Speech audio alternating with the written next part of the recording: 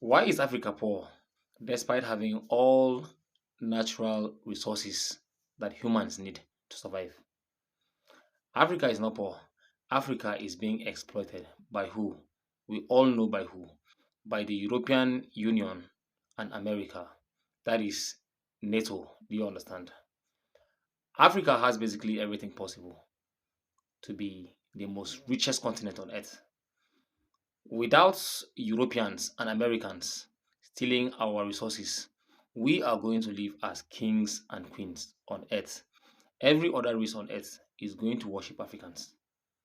But Africa is being exploited. The first weapon they use against Africans to exploit Africans is religion. Do you understand? The second weapon they are using against Africans is actually a democracy. Do you understand?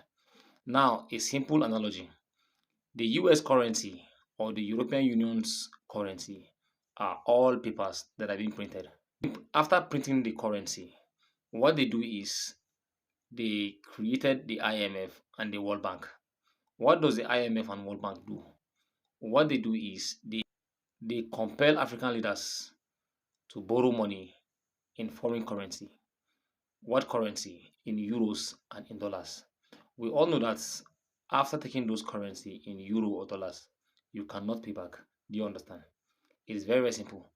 Paying back those currency, you will have to earn that currency. It is a trick they are using on Africa. On a normal day, if they want African cobalt or African uranium or African gold or crude oil, what they need to do is they need to earn African currency.